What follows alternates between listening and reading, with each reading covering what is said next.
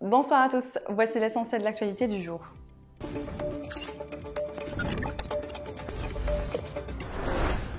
Le procès de l'ancien ministre de la Justice Taïeb Loh s'est ouvert ce dimanche au tribunal criminel de Dal Beda.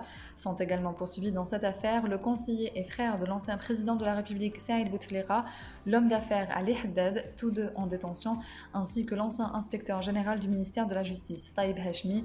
Pour rappel, le conseiller instructeur près la Cour suprême avait ordonné le 22 août 2019 le placement de l'ancien ministre de la Justice Taïeb Loh en détention provisoire pour abus de fonction, entrave à la justice, incitation à la partialité et incitation à faux en écriture officielle. Le général de corps d'armée Saïd Chengliha entame une visite officielle à partir d'aujourd'hui en République de Serbie pour prendre part à la 10e édition de l'exposition internationale d'armement Partner 2021 organisée à Belgrade du 11 au 13 octobre 2021, indique un communiqué du ministère de la Défense nationale. Cette visite, qui s'inscrit dans le cadre du renforcement des liens d'amitié et de coopération entre l'armée nationale populaire et les forces armées serbes, permettra aux deux parties d'examiner les questions d'intérêt commun, ajoute la même source. Une explosion s'est produite ce dimanche à l'intérieur de l'entreprise Fertial, spécialisée dans la production d'engrais et de fertilisants agricoles, basée dans la zone industrielle d'Arzeu à Oran, sans faire de victimes. L'explosion, qui a causé de légers dégâts, s'est produite aux environs de 9 h du matin. Les agents des unités d'intervention et de protection de la société et des unités de l'entreprise de gestion de la zone industrielle ont maîtrisé les flammes en l'espace de 20 minutes, a indiqué une source de la société. L'origine de l'accident est due à une fuite d'un gaz industriel composé d'hydrogène, a-t-on expliqué à Fertial, tout en signalant qu'aucune victime n'est à déplorer. Les services compétents s'attellent actuellement à évaluer la situation provoquée par l'explosion, a-t-on signalé de même source.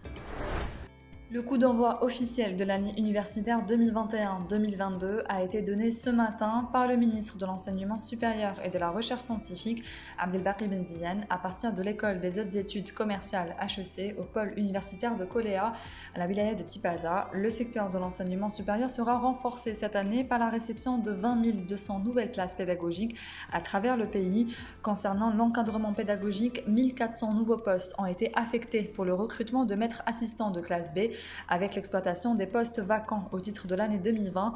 Le secteur de l'enseignement supérieur et de la recherche scientifique a été également renforcé cette rentrée universitaire par l'inauguration des écoles nationales supérieures des mathématiques et de l'intelligence artificielle, devant accueillir les premières promotions composées de 200 étudiants chacune. Le ministre de la Jeunesse et des Sports, Abdelrazak Sebgag, a annoncé ce dimanche que la gestion de la pelouse du stade Mustafa Chaker de Blida est confiée désormais à la Fédération algérienne de football suite aux nombreuses critiques dont elle a fait l'objet à l'issue du match face au Niger vendredi soir. Nous avons décidé de confier la gestion de la pelouse du stade Mustafa Chaker à la FAF car elle a une souplesse dans la gestion dans ce genre de dossier, a déclaré le premier responsable du département ministériel peu avant son départ pour le Niger. Les gens à qui on a confié la gestion des infrastructures sportives ont pris l'habitude de gérer les choses comme s'ils étaient locataires. C'est regrettable d'en arriver là pour un pays comme l'Algérie. J'ai pris des décisions immédiates, considérées comme des solutions urgentes pour remédier à ce problème.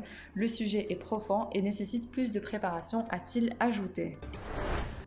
Un tremblement de terre d'une magnitude de 3,6 sur l'échelle de Richter a été enregistré ce matin à 6 h 15 dans la wilaya de Ain Defla, indique un communiqué du Centre de recherche en astronomie, astrophysique et géophysique CRAG.